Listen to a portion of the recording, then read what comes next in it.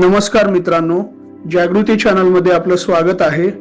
परित्राणाय साधूनां विनाशाय च दुष्कृतां धर्म संस्थापनार्थाय संभवामी युगे युगे। सृष्टी स्थिती लयकारक असलेले ब्रह्मा विष्णू महादेव यांमध्ये लोकसंरक्षक असलेले श्री महाविष्णू जेव्हा जेव्हा अन्याय अधर्म वाढतो तेव्हा तेव्हा वेद विप्र गो सुरू साध धर्मांना वाचविण्यासाठी अधर्माचे अंत करण्यासाठी कुठल्या तरी एका रूपामध्ये पुन्हा पुन्हा अवतार घेतच असतात। भागवत पुराणानुसार भगवान विष्णू यांचे 24 लीलावतार आहेत। त्यातल्या त्यात 10 मुख्य अवतार आहेत। या 10 अवतारांनाच दशावतार असे म्हणले जाते। श्री महाविष्णू दशावतारांत अवतरित का झाले, त्याचे कारण काय आहे, कोणत्या अवतारामध्ये कोणत्या राक्षसाचे संहार केलेत आणि का केलेत ते या व्हिडिओमध्ये पाहूया। दशावतार मधील पहिला अवतार मत्स्य अवतार। लोकरक्षक असलेले श्री महाविष्णू येणारा मोठा प्रलय आणि होणारा महाविनाशाबद्दल पूर्वीच ओळखून या सृष्टीला वाचविण्यासाठी एका छोट्याशा मासेच्या रूपात आपले परमभक्त असलेले सत्यव्रत यांना एका नदीमध्ये दिसून मनुष्यासारखे बोलत, मोठे मासे मला खाऊ नये म्हणून तू माझा रक्षा कर असे म्हणतात। तेव्हा सत्यव्रत आपल्या हातातून त्या मासेला समुद्रात सोडतात। तो मासा आपला आकार वाढवत समुद्रातील सर्वात मोठ्या मासेच्या आकारात ते वाढताच ते अजून कोणी नाही तर श्री महाविष्णूच आहे असे सत्यव्रत यांना समजते आणि ते विचारतात, स्वामी या मत्स्यावताराच्या मागचे उद्देश काय आहे असे विचारल्यावर भगवान विष्णू अर्धा मासा आणि अर्धा भगवान विष्णूच्या रूपात दिसून असे उत्तर देतात की सत्यव्रता, येणाऱ्या काही काळात मोठा प्रलय येणार आहे। तू या समुद्र किनारी एक मोठ्या नावेचा निर्माण कर। त्या नावेमध्ये तू तुझे संपूर्ण कुटुंब त्याचप्रमाणे सर्व प्रकारच्या जंतूंचे एक एक जोडपे या नावमध्ये बसव। वाटेत सप्तऋषी सुद्धा या नावेमध्ये चढतील। मी या प्रलयापासून तुमची रक्षा करतो। तुझ्या संतानाकडूनच या भूमीवरती पुन्हा मनुसृष्टी म्हणजेच मनुष्य जन्म घेतील असे सांगून भगवान विष्णू अदृश्य होतात। सत्यव्रत त्या कामामध्ये असताना त्याच वेळी झोपेत असलेल्या ब्रह्मदेवांकडून हयग्रीव नावाचा दैत्य 4ही वेद चोरून खोल समुद्रात लपवला। वेद नसल्यामुळे पृथ्वीवर अज्ञान वाढू लागले। एक आठवडा पूर्ण होताच भयंकर असा पाऊस पडण्यास सुरुवात झाली। प्रलयाचा प्रारंभ झाला। सत्यव्रत श्री महाविष्णू सांगितल्याप्रमाणे आपल्या कुटुंबाला आणि सर्व जंतूंना घेऊन त्या नावेत बसून निघाले। वाटेत सप्तऋषीही त्या नावेत चढतात, पण त्या भयंकर अंधकारात अतिभयंकर वादळीमुळे समुद्रात ती नाव टिकू शकत नाही। त्याच वेळी श्री महाविष्णू सोन्याचा रंग असलेला आणि पाठीवरती शिंग असलेल्या माशेच्या रूपात येऊन ती नाव बुडू न देता त्याचे संरक्षण करत राहतात। समुद्राच्या मोठमोठे लाट नाव वर पडू नये म्हणून लाट जेव्हा जेव्हा येतात तेव्हा तेव्हा माशाच्या रूपात श्री महाविष्णू मोठमोठे उड्या मारून त्या लाटांना अडवू लागले आणि चौही बाजूंनी त्या नावेचं रक्षण करू लागले। आणि त्याच वेळी आदिशेष नागाला बोलवून त्या नागेचा तोंड नावेला बांधून नागेचा दुसरा बाजू आपल्या शिंगेला बांधून खोल समुद्रात लपवलेले 4 वेद बाहेर काढण्यासाठी एका बाजूला नावेला वाचवत दुसऱ्या बाजूला हयग्रीव सोबत युद्ध करू लागले। शेवटी हयग्रीवचा वध करून वेद आपल्या ताब्यात घेऊन नावेला हिमालय पर्वताला बांधून तेथून अदृश्य होतात।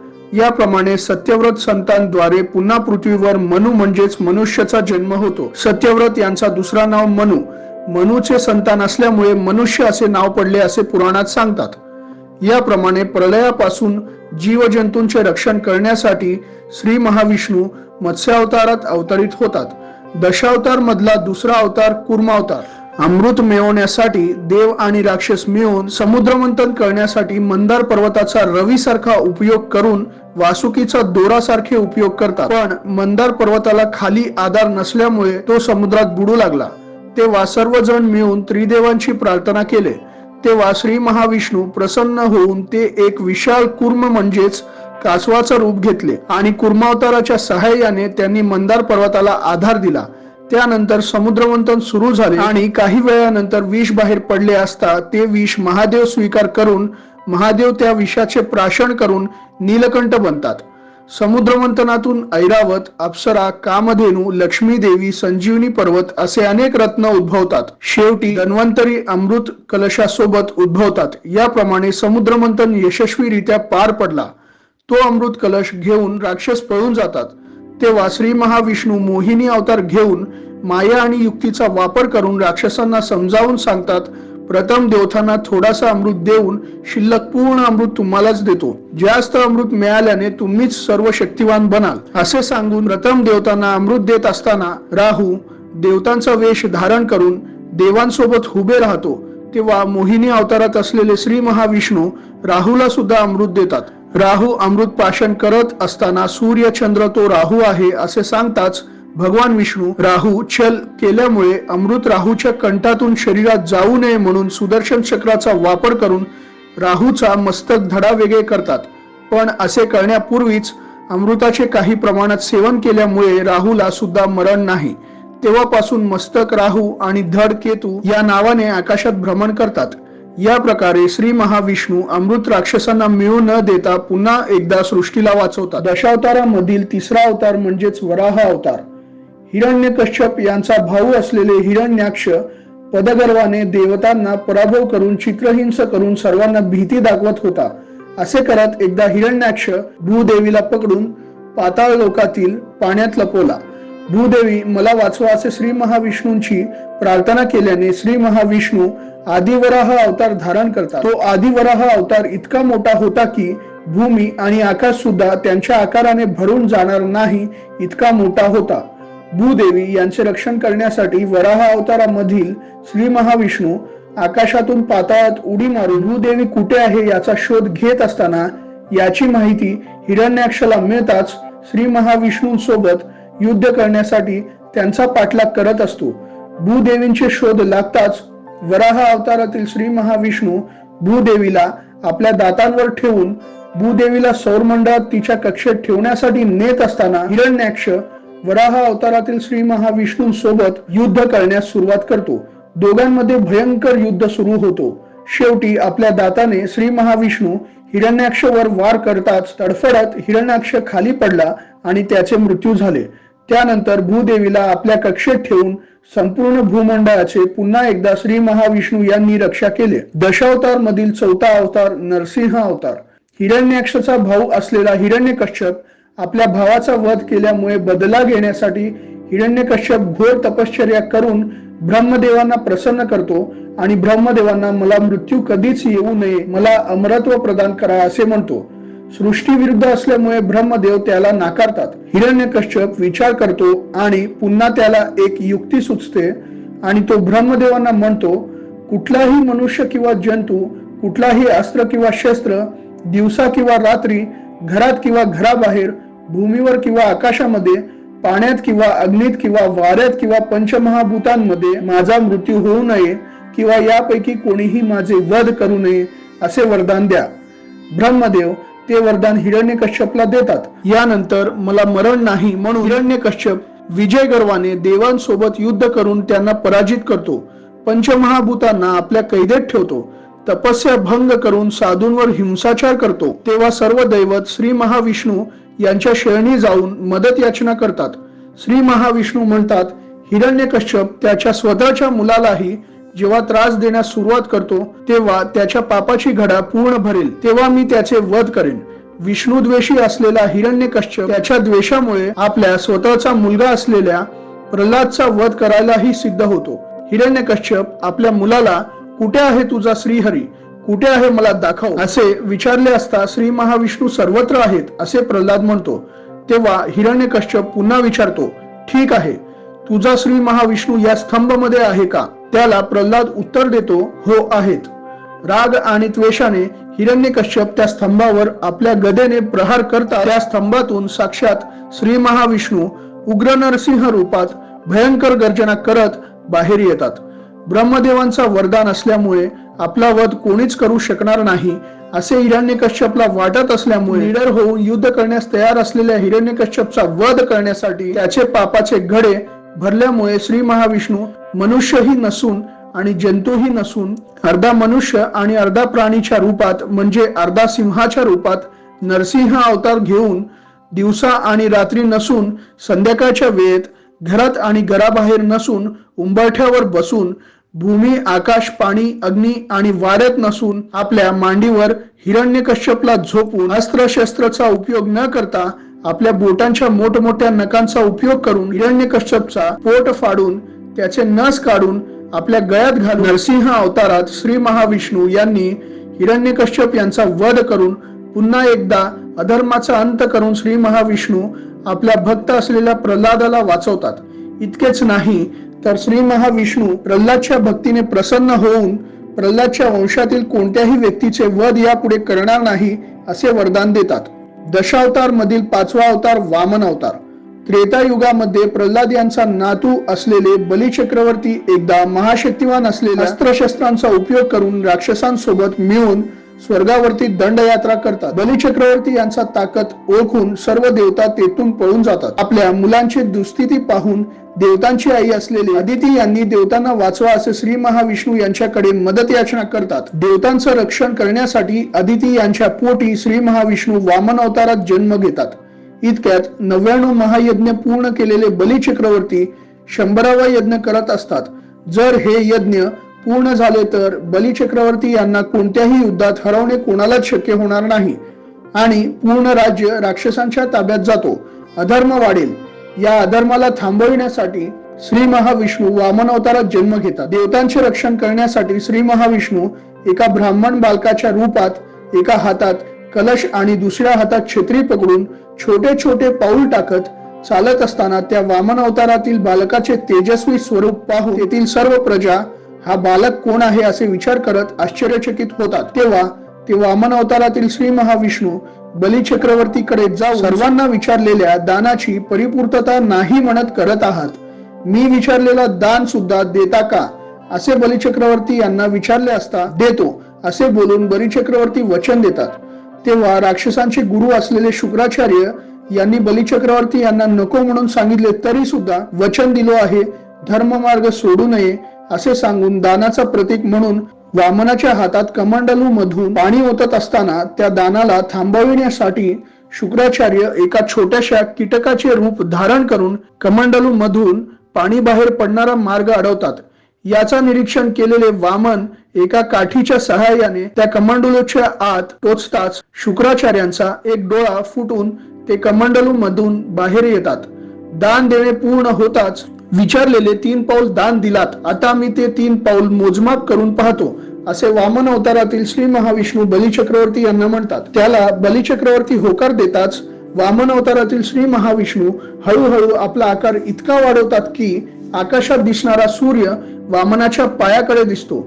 इतक्या विशाल रूपात आपले आकार वाढवून एका पावलाने संपूर्ण भूमी आणि दुसऱ्या पावलाने संपूर्ण आकाशाचे मोजमाप करून तिसरा पाऊल कुठे ठेवू असे वामन अवतारातील श्री महाविष्णू बली चक्रवर्ती यांना विचारले असता माझ्या शिरावर ठेवा असे बली चक्रवर्ती म्हणताच त्यांनी धर्माचे पालन केल्यामुळे प्रसन्न झालेले श्री महाविष्णू बली चक्रवर्ती यांना आशीर्वाद देत आपले पाय त्यांच्या शिरावर ठेवून त्यांना पाताळ लोकात पाठवतात आणि तेथील राज्याचे बली चक्रवर्ती यांना राजा बनवून राज्य कर असे आदेश देऊन स्वतः श्री महाविष्णू वराह अवतारात पाताळ लोकाचे संरक्षण ही करतात.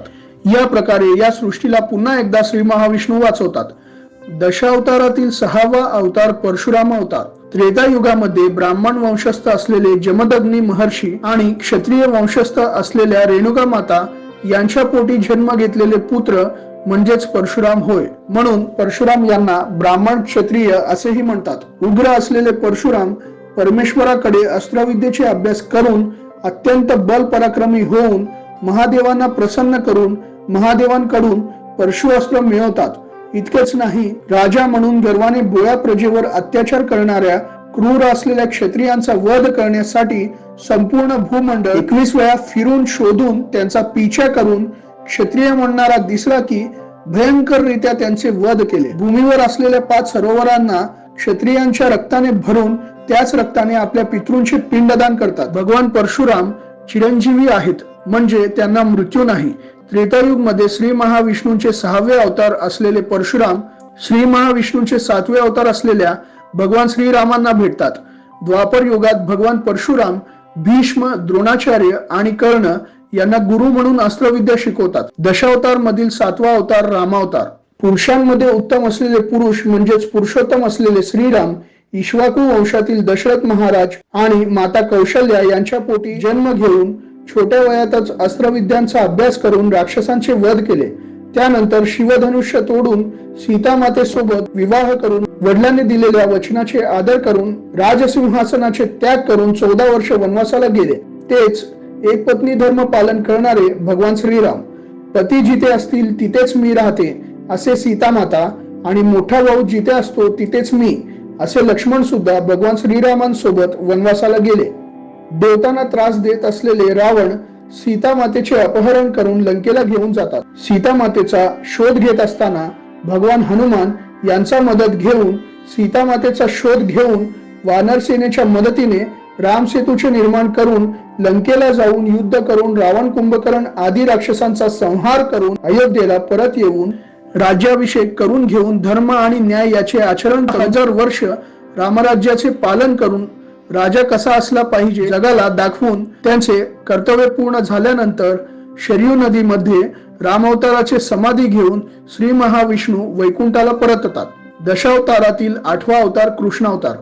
कृष्णावताराला परिपूर्ण अवतार असे म्हणतात।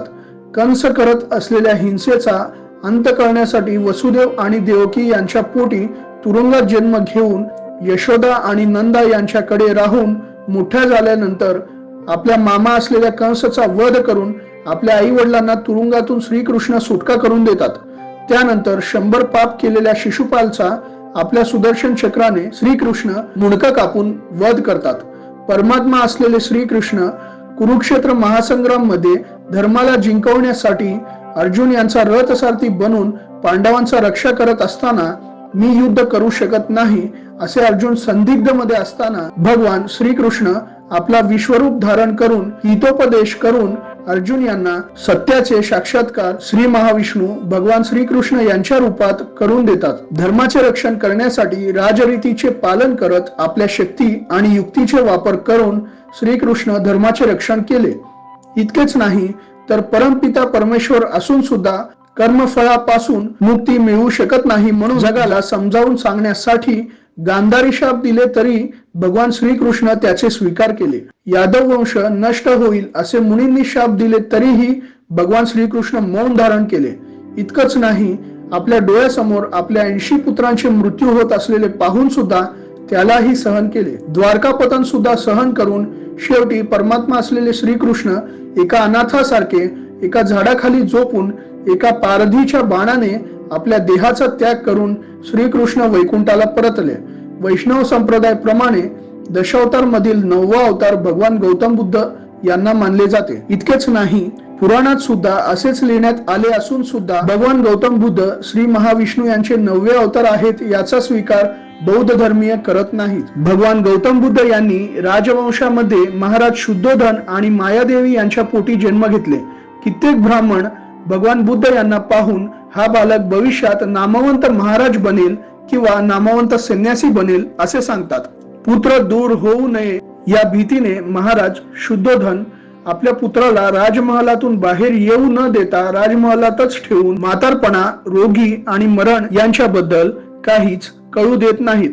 भगवान गौतम बुद्धांचा लहानपणीचा नाव सिद्धार्थ गौतम असे होते। भगवान गौतम बुद्धांचा वयाच्या 16व्या वर्षी युवराणी यशोदा सोबत विवाह होते। त्यांना एक पुत्रही असतो।